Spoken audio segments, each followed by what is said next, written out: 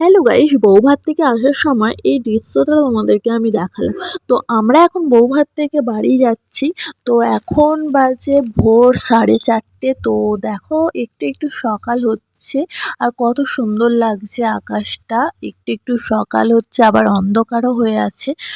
তো এখানে মানে গাড়িগুলো সব যাচ্ছে, এই গাড়িগুলো সারা রাত হয়তো যায়। আর এখানে দেখো হালকা হালকা কুয়াশা কুয়াশা মতনও যেন পড়েছে, আর বাইরেটা তো খুবই হাওয়া দিচ্ছে। আমি গেটটা এঁটে রেখেছিলাম, তো ঠান্ডা ঠান্ডা লাগছে। আর এখানে দেখো আমার বোন উঠে পড়েছে ঘুম থেকে। এখানে তো আমার মা একটু মানে ঘুমাচ্ছে, আর এখানে বাসার সবাই ঘুমাচ্ছে, আবার কিছু কিছু লোকও উঠে পড়েছে।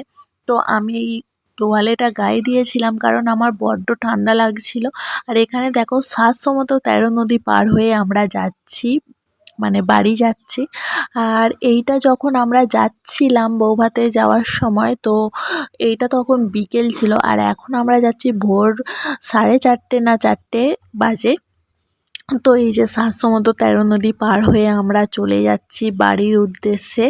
তো টাটা করে দিয়ে আবার কবে আসবো না আসবো। তো খুব সুন্দর লাগছে। আর দেখছো ব্রিজটাও কতটা বড়, কতক্ষণ লাগছে এই ব্রিজটা পার হতে। তো আমরা অবশেষে ব্রিজ পার করে চলে আসলাম। আর এই যে কত গাছপালা, কত সুন্দর সব। আর আবহাওয়াটাও খুব ভালো লাগছে কারণ এই প্রথম আমি মানে 4:30 না 4টে বাজে হয়তো মানে দৃশ্যটা দেখলাম। আমি ঘুম থেকে উঠি হয় 5:30টার সময় করে। তো এত তাড়াতাড়ি এই প্রথম মানে উঠেছি গাড়ির আওয়াজ শুনে, তাও তো সারা রাত তো ভালোভাবে ঘুমাতেই পারিনি। আর মানে খুব হাওয়াও দিচ্ছিল, ভালোও লাগছিল, কিন্তু সিটে বসে বসে অতটা ভালো ঘুম হয় না। তো এখানে দেখছো যে সব আবার ঘুমিয়ে পড়েছে।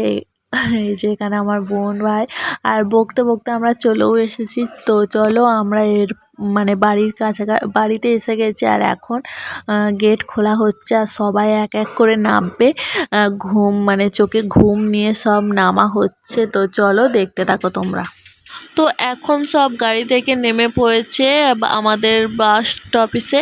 আর এখানে আমার বাপি আমার ঠাকুমাকে কোলে করে নামাচ্ছে, কারণ অতটা উঁচু থেকে নামতে পারবে না। আর আমরা এখানে সব দাঁড়িয়েছিলাম, তো আমরা দেখছি আর আমরা বলছি যে দিদা মানে পা ভালো হয়ে গেছে, আর ইনি তো হেসেই পাগল। আর এখানে আমার বড় মা জল ফেলছে। চলো এবার বাড়ি যাওয়া যাক। আর এই যে আমরা সব দীঘার টু করে আসছে আর গাড়িটা চলে যাচ্ছে, আমরা সব টাটা করে দিলাম। আর আমরা বাড়ি এসে দেখছি প্যান্ডেলও খোলা হয়ে গেছে এখানে। তো খুবই মানে কষ্ট লাগছে, ফাঁকা ফাঁকা। আর এখানে বকতে বকতে বিকেল হয়ে গেছে, আর আমরা বিকেলে মাঠে এসছি একটু ঘুরতে। তো চলো মাঠে তোমাদেরকে একটু দেখাই কি আছে। আর এখানে এসো এসো এসো। আর এখানে আমার বাপির জমি, এইটা মানে ধান চাষ করে, এই জমিটা ধান তোলা হয়ে গেছে।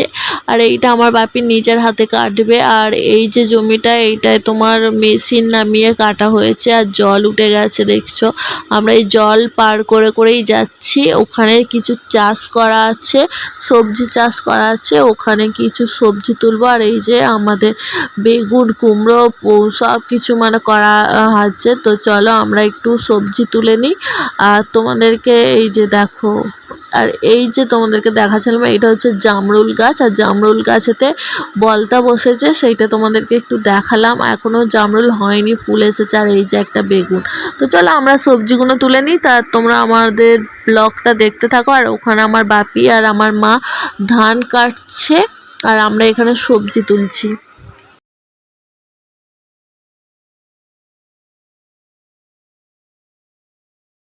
আর এখানে আমার দিদা মানে বোন, এটাও দিদা হয়। তো ও সবজি তুলছে। এখানে দেখো কত বেগুন হয়েছে। আর আমরা এই বেগুনগুলো ছোটো আছে বলে তুললাম না। আর এখানে এই যে লঙ্কাটা দেখো, কালো কালো লঙ্কা। তো এই লঙ্কা তুলবো। আর এখানে করলা তো একটা মানে পেকে ফেটে গেছে। আর এখানে আমার বোন করলা তুলছে, তুলে আর তোমাদেরকে দেখাবে। অনেক দিন আসা হয়নি, মানে অনেক দিন বলতে 2-3 দিন আসেনি। তো সব পেকে গেছে, বড় বড় হয়ে গেছে। আর এই যে ও কটা তুলেছে ও দেখালো। আর এখানে আমার মা মানে ধান কাটছে, আমার বাপি তো ওখানে ধান কাটছে।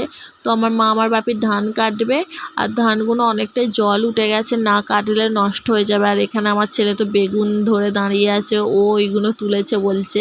আর এখানে আমার ভাই তুলে তুলে দিচ্ছে ওকে, আর আমি এখানে লঙ্কা তুলছি। তো এখানে দেখছো মানে লঙ্কাও পেকে গেছে, 2-4 দিন আসেনি বলে সব সবজি অনেক বড় বড় হয়ে গেছে, পেকেও গেছে। তো আমার